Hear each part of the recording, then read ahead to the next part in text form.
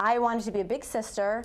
And when I found out there's such a need for male mentors, there's always. about 75% of our waiting list is little boys. Great need. So with the big couples program, you're matched with a little boy. So I said, I'm pretty sure I can convince my husband to do this with me. And so he was a little, nervous about the time commitment. I told him, I'll organize everything. Just come along. And that's what we do anyway, right? And now we've been matched with our little for about a year, and he's brought us closer together as a couple. We've really enjoyed volunteering together. And speaking of the sports buddies, our little's 9 years old, has always lived in St. Pete, and he had never been to a Rays game. He'd actually never seen a baseball game in person. He had seen it on TV. Right. So we were fortunate enough, again, we have a great relationship with the Rays. We had about a dozen kids and their mentors that were able to go on the field before the start of the game and meet the players. Oh, wow. So he got a ball, he got to get it signed by some of the top players on the team. And then after, we got to go around and look at the Stingrays, like just everything about the experience. Right. He loved the scoreboard, like keeping track, what was going on in the game. After the first inning, all the players were coming off, and he turns to me and say, "Is it over?" Like everybody's kind of like, "No, we still have 8 more innings to go." There's small things that for a child that's never experienced it. And honestly, with this experience, we spoiled him. Right. He's going to think, whenever you go to a baseball game, you get to go on the field and meet you get the to do players. all these things.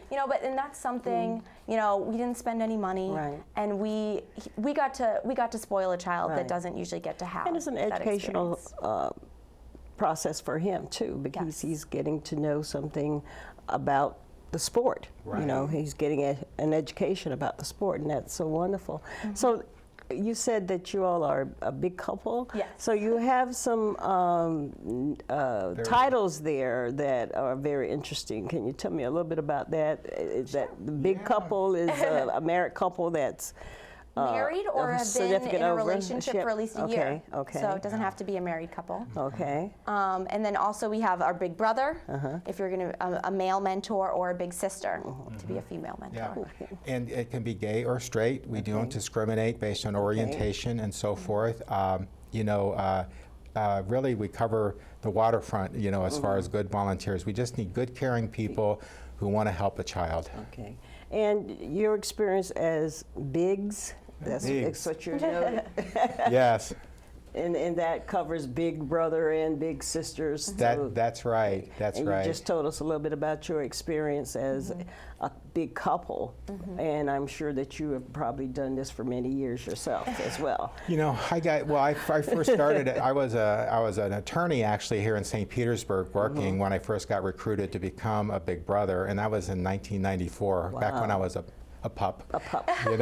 And I was one of these typical, I think, guys who I said no. I think I said no to the person asking me to do this about 4 times. Okay. And I finally said, look, I'll just come to one of your orientation sessions and I'll at least do that and learn more. And they got their hooks in me, Janice, and I didn't let go, and that's all it took. Well, and it was just wonderful. I met my first little in those days was a 7-year-old boy, and basically he was just growing up in a household of all females, and he had never had a guy, around.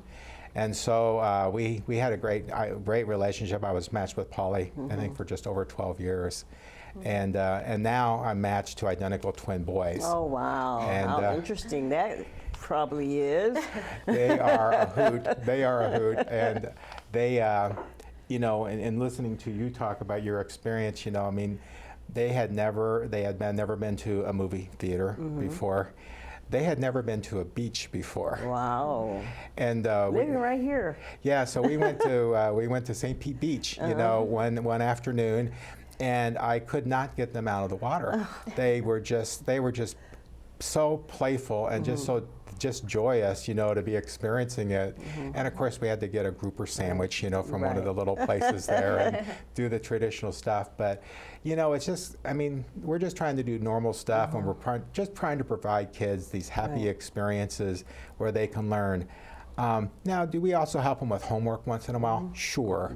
You know, and if they're struggling with something and they want to talk about it, do we talk about some serious stuff once in a while? Sure, that's what friends do. Right. That's what friends do. Right. And that's what this is. You know, we're Right. trying to be these adult friends, these mentors. We're not a replacement parent. Right. We want to help the parent or the grandparent. We want to be supportive of what Right. they're doing. And by doing this small thing that we're doing a few hours a month, but it's powerful, Janice. Those few hours a month that you spend with these kids, their self-esteem starts going off the roof. When we monitor that, we start seeing their behavior in school improving. They're going to school more often. Yeah.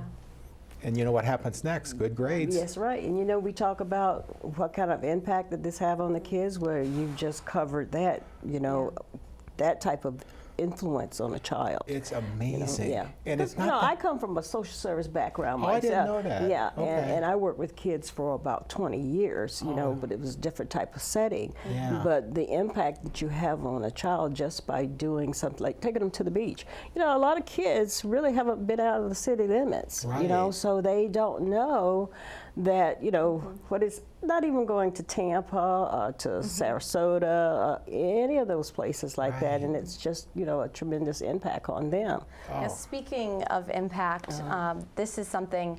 This just happened last week. So my husband and I have been matched with our little for just about 11 months now.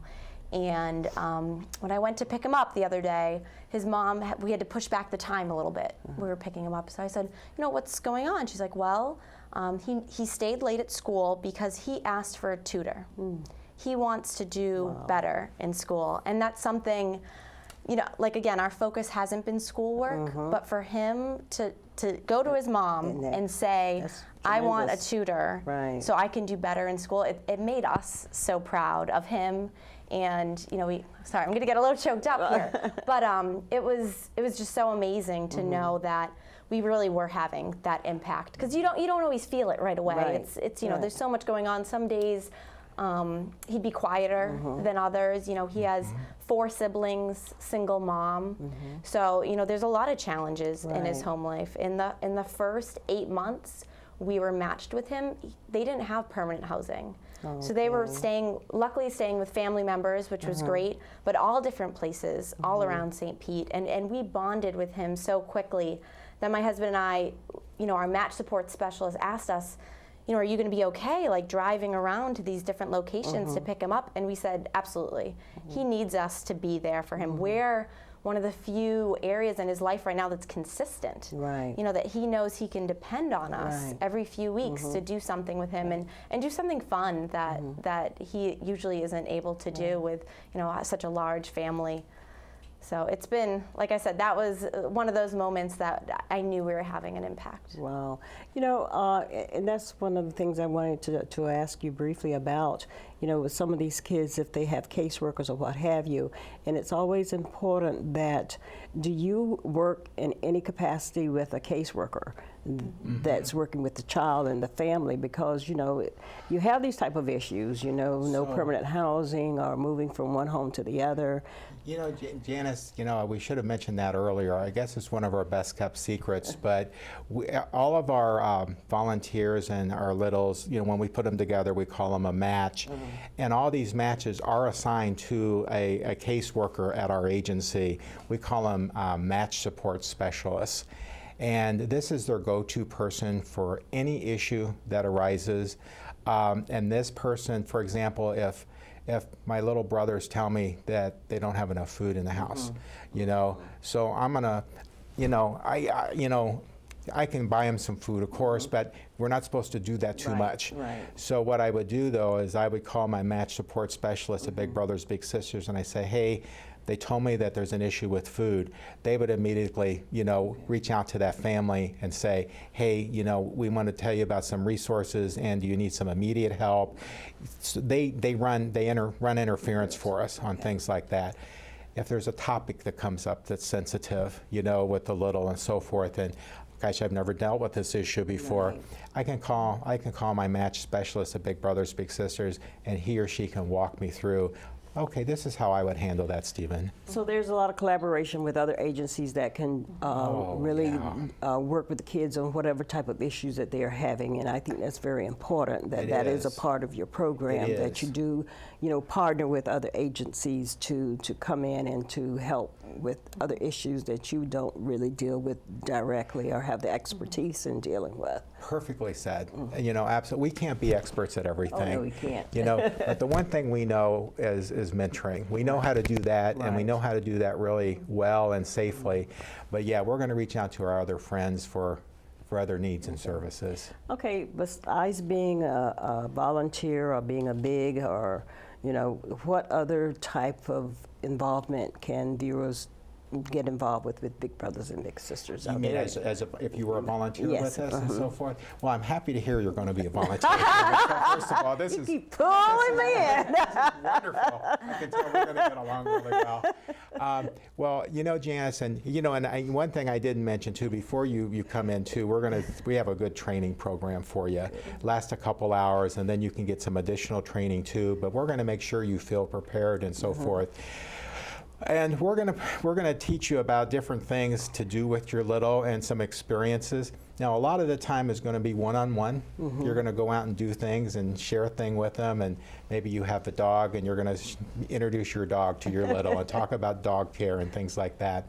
But we're also going to have some group things that you can come to, you know, where a lot of us all come together and we're going to go to something as a group. And it could be a picnic, you know, at a county park, or we may have a Big Brother Big Sister night at the Rays, and we do some special things from them, and everybody gets to wave on the big jumbotron, you know, and do crazy stuff like that. So we're going to provide you those kinds of opportunities. Now, we're a not-for-profit, and so what else do? We do fundraising. Oh, of course. You know, and It's important to keep the program going. it's very important, you know. But we really wanted to emphasize more the volunteers today. But we do try to engage our bigs and the littles sometimes too in some of our fundraising, so they can see the connectivity between the money and the program. We have a big Bowl for Kids' Sake program we do in the spring, you know, in March, for example. Oh, and coming up in November, we have a really fun event coming up because it involves gumbo. And I love gumbo. Oh my goodness. But it's the you know, Frenchies in Clearwater. They have this gumbo tennis tournament. It's 3 days, and it's in the early part of the month. And this is on our website as well. Coming up November 7th. But Okay. it's a tennis tournament, and so you can get some exercise, and then you can eat some gumbo and help kids. What's wrong with this? Sounds like a win-win to me. Oh, yeah. So we're very, very excited about that event coming up. So. Anything else you wanted to say before we wrap up? We're running out of time, but I feel that we can just go on and on about this. Why don't you give us that website again and the phone number? Okay, all right. You know, we'd love everybody here in St. Pete to call us or to go to the internet at www.bbbspc for Pinellas County.org. And, you know, and if you forget, you know, just Google Big Brothers, Big Sisters Pinellas, and you'll find us, you know, okay? And I think that's probably the best way to get in touch with us. Right. And I brought something for you, Janice. So Halloween's coming. Okay. Okay. So I brought some candy for you. Wow, just And what I need. So this is M&Ms. This is because we need mentors and more mentors. Okay. So pass that along to someone else today. Tell them Okay. you got it from Big Brothers All Big right. Sisters, and So that I we can't need eat it? mentors. You can eat it too. Share it with somebody. Okay. All right. Well, thank you both for joining us. Here is the contact information on the screen again for Big Brothers and Big Sisters. I'm Janice Ford. Thanks for watching St. Petersburg Together. See you again next time.